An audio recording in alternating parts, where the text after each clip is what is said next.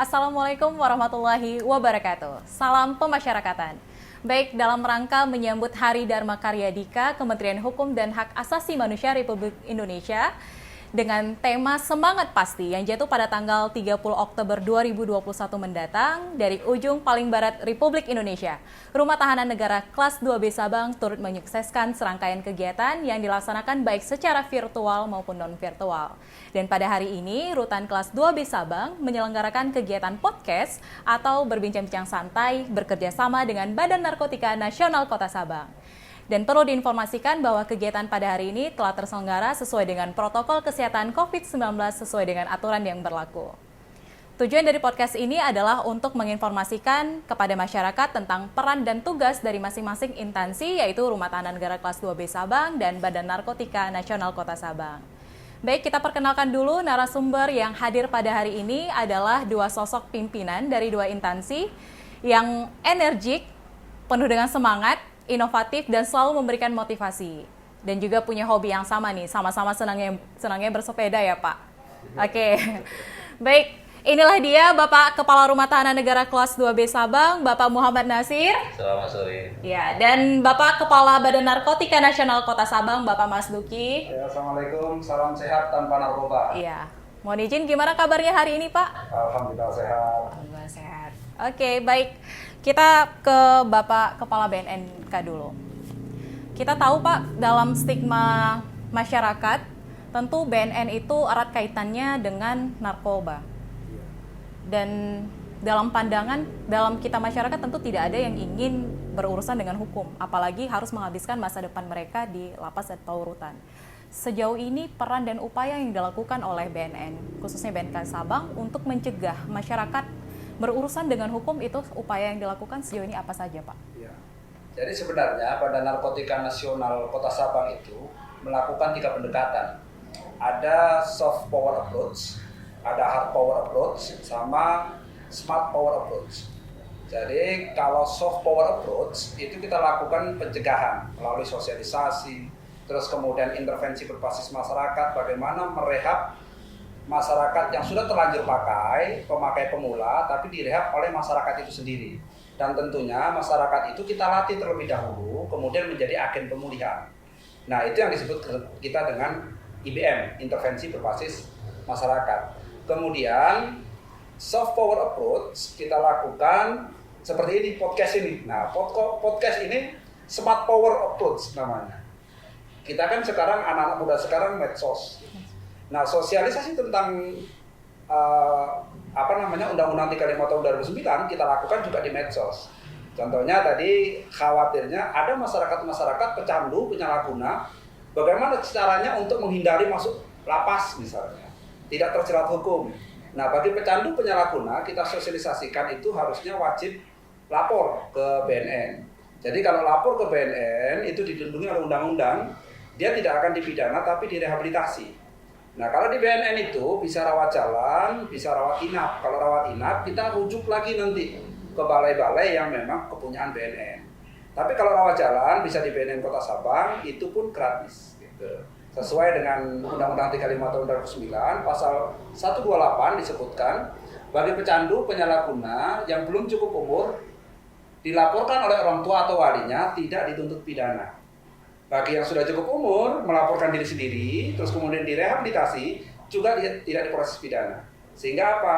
Laporkan ke BNN atau ke IPWL, maka tidak dituntut pidana. Nah, ini cara menghindarkan dari jeratan hukum. Oke, baik. Itu cara untuk menghindari. Iya. Tapi kita tidak bisa menghindari jika seandainya memang ada pada akhirnya individu masyarakat mau nggak mau harus terlibat dengan hukum dan berakhir di lapas dan rutan. Iya. Oke, berkelanjutan dari apa yang disampaikan oleh Pak Mas, program pembinaan seperti apa Pak? Karena di dalam pandangan masyarakat, narapidana yang ditahan mereka cuma dikunci di dalam sel tahanan seperti itu. Sebenarnya program pembinaan seperti apa yang dijalani oleh narapidana ketika mereka masuk di dalam lapas atau rutan Pak? Ya, baik, jadi untuk mereka yang tersambung dengan kasus ataupun tindak pidana yang sudah dititipkan di rutan itu, kita juga melakukan yang namanya pembinaan. Walaupun memang rutan itu sendiri mempunyai fungsi, yang pertama fungsi sebagai pengamanan, juga fungsi sebagai perawatan. Tetapi di samping dua fungsi itu, kita juga melakukan fungsi pembinaan. Di sini ada konsep yang harus kita terapkan kepada mereka, yaitu konsepnya pemasyarakatan.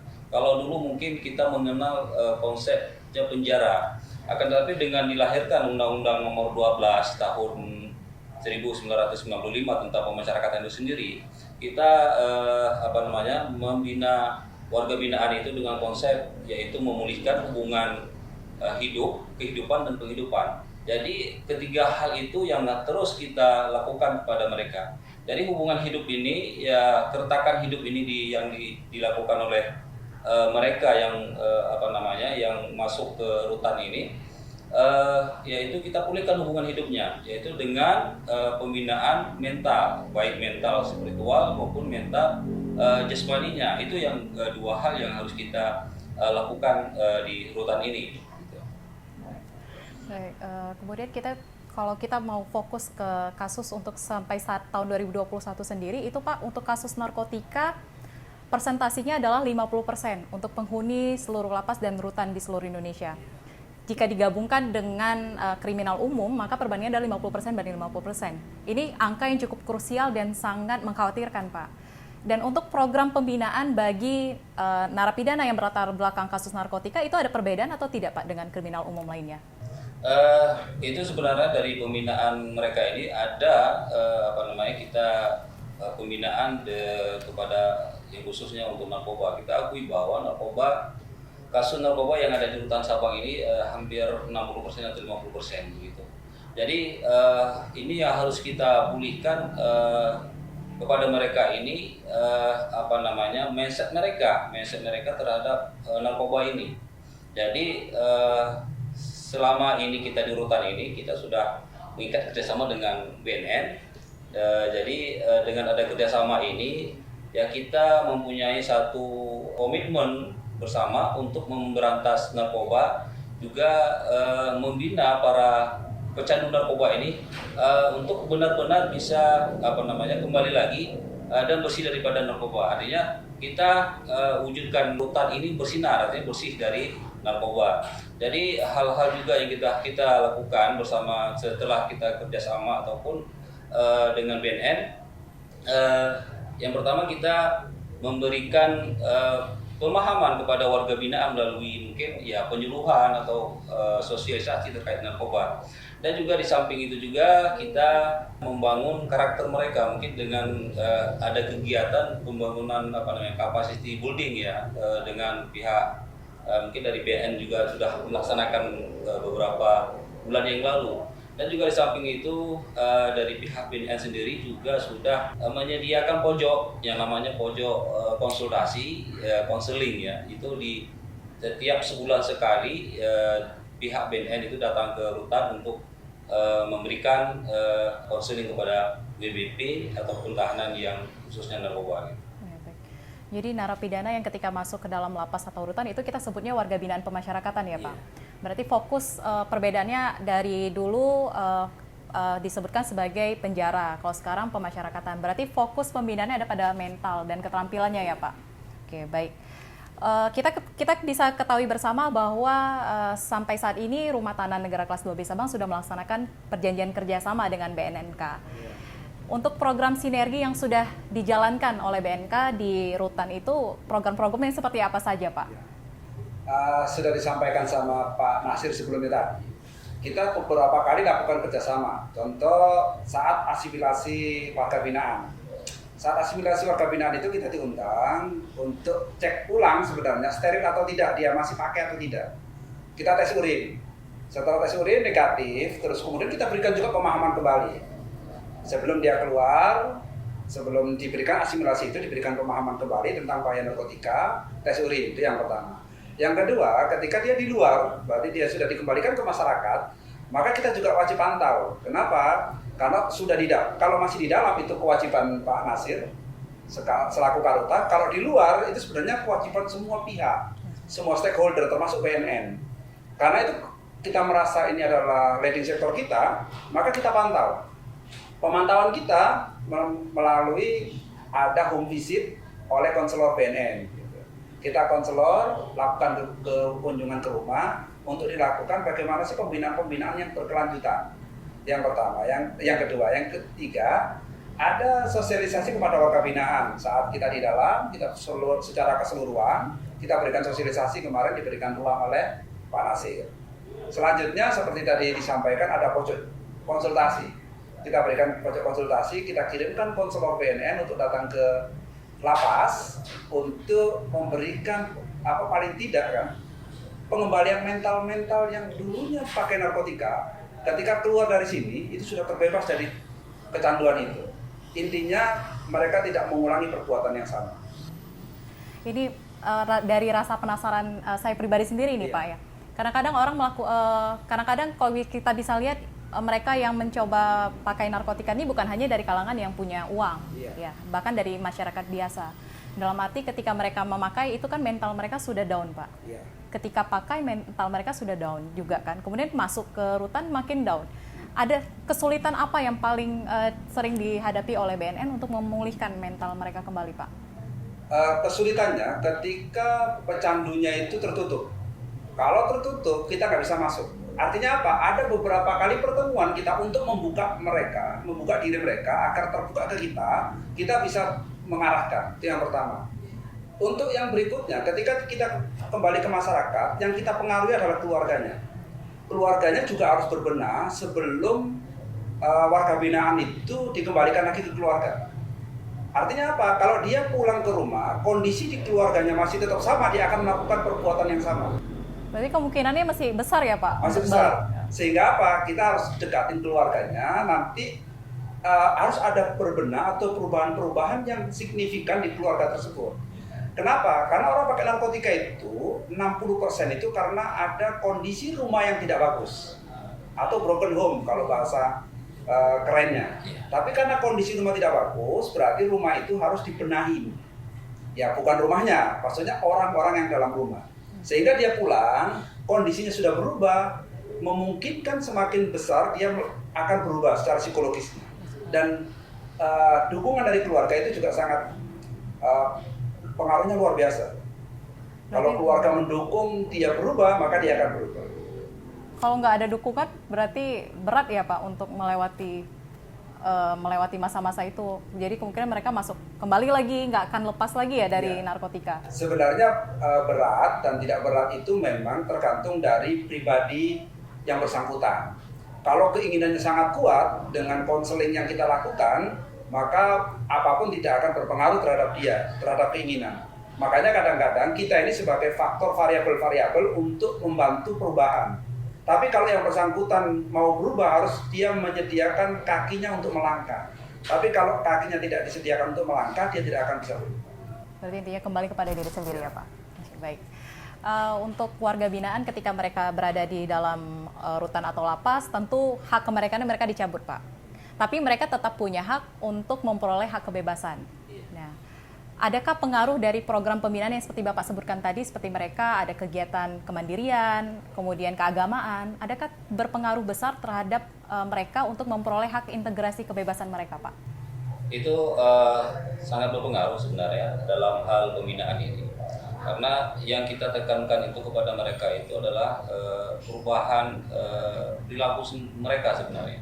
Jadi perubahan perilaku mereka itu kita dapatkan pada saat mereka masuk. Itu awalnya kita memberikan pengenalan kepada mereka itu bab penaling ya, masa pengenalan, pengamatan dan pengenalan lingkungan pada mereka. Artinya kita dari situ sudah kita lakukan tahap awal pembinaannya. Jadi tahap awal itu kita observasi dulu mereka itu bagaimana, perilaku mereka itu bagaimana. Itulah yang kita ubah. Jadi kalau dari situ, dari masa penaling itu mereka tidak bisa kita kita lakukan pengamatan, tetapi mereka itu masih cenderung itu kita lakukan pola-pola yang lebih instan kepada mereka. Jadi itu Jadi dalam hal pembinaan ini sendiri kita ada 3 faktor yang harus kita perhatikan. Yang pertama faktor daripada petugas, kemudian Yang kedua itu faktor daripada WBP itu sendiri. Kemudian yang ketiga ini keluarga. Jadi ini ketiga ini harus disinergi. Jadi faktor petugas itu adalah selaku pembina.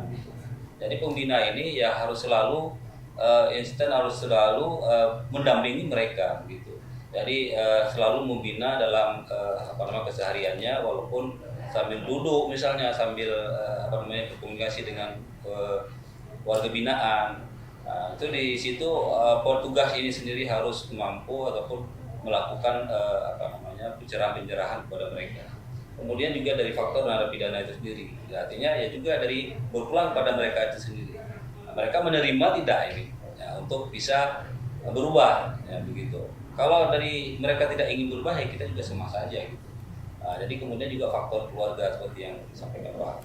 Itu kalau ketiga hal ini tidak sejalan itu sia-sia dalam hal pembinaan.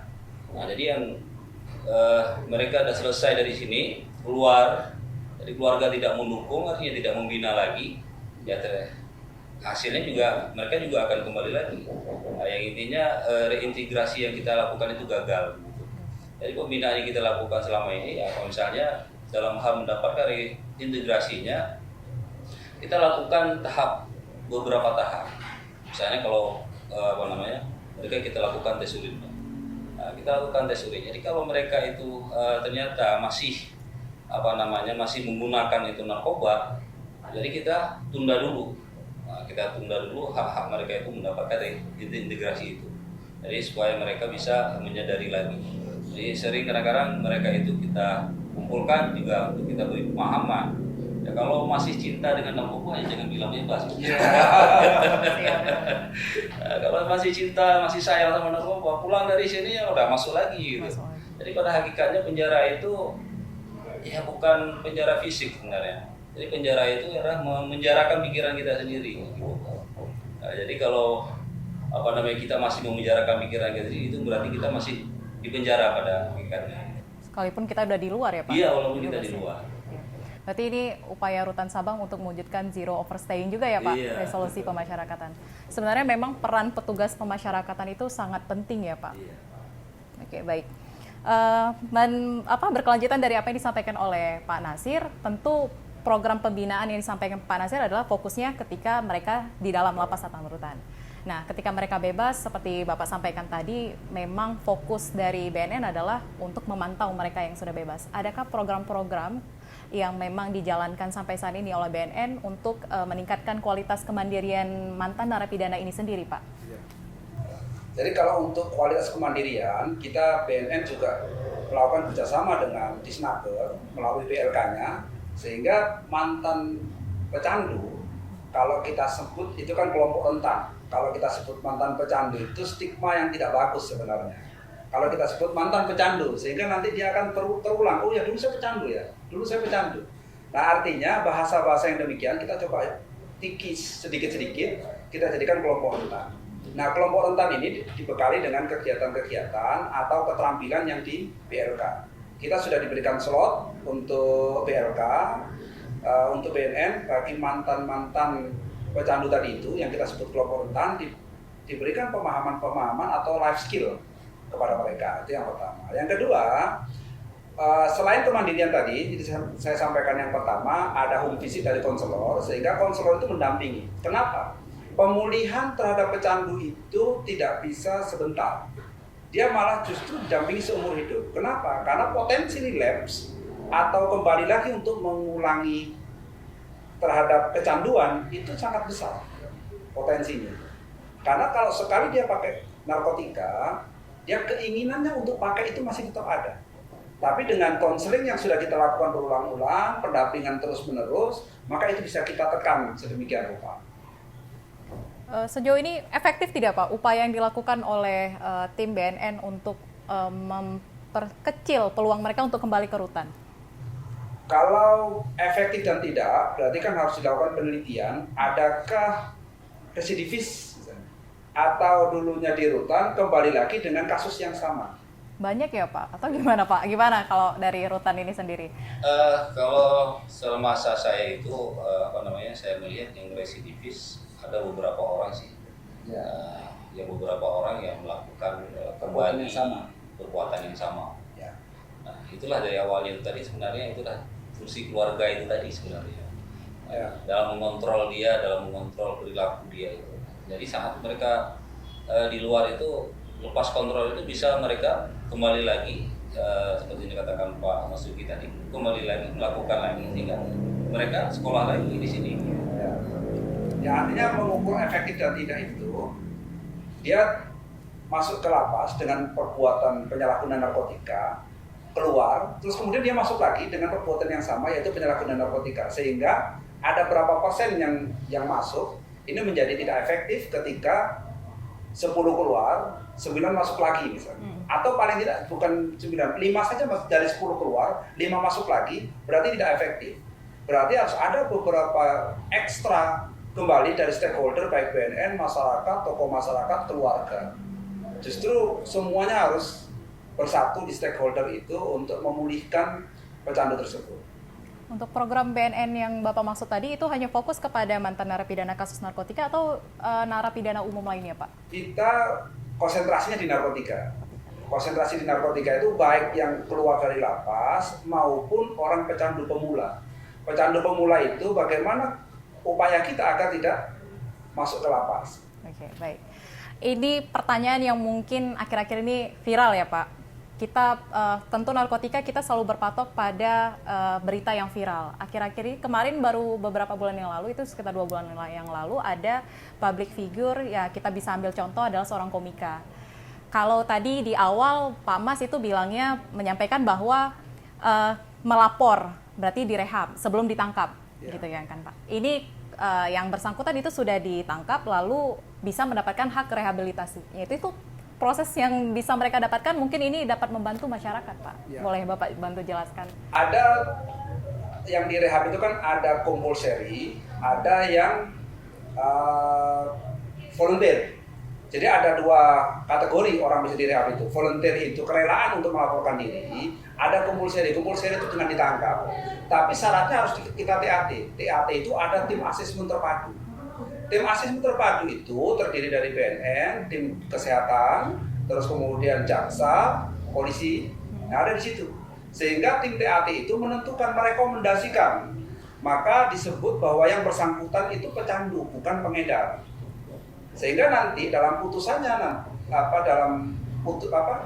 peraturan bersama dari BNN, Polri, jaksa, Kemenkumham itu menghendaki ketika pecandu itu di luar daripada SEMA atau ketentuan SEMA itu masih tetap berlaku, SEMA nomor 10 tahun 2014, SEMA nomor 4 tahun 2010 menyebutkan kalau pakai sabu di bawah sekian gram itu bisa direhabilitasi. Ya tentunya TAT ini tidak sembarangan merekomendasi seseorang menjadi rehabilitasi atau diteruskan status hukumnya menjadi tersangka. Walaupun sudah terlebih dulu ditangkap ya Pak? Ya, makanya itu ada proses hukum yang namanya TAT tadi itu melalui tim asesmen terpadu itu dulu. Berarti bukan karena yang bersangkutan ini seorang public figure, berarti masyarakat umum juga bisa memperoleh hak seperti itu Pak? Boleh. Oke, baik. Ini informasinya sangat membantu dan sangat mencerdaskan masyarakat. Semoga apa yang disampaikan ini bisa membantu masyarakat untuk mengedukasi ya Pak. Baik untuk kehidupan bagaimana narapidana di rutan atau bagaimana pencegahan dari tim BNN. Baik, terima kasih Bapak. Terima kasih juga Pak Nasir dan Pak Mas atas kesediaannya untuk hadir pada hari ini. Saya selaku host pada hari ini, Satira Nurpatiana Sution, mengucapkan terima kasih dan saya akhiri dengan wassalamualaikum warahmatullahi wabarakatuh.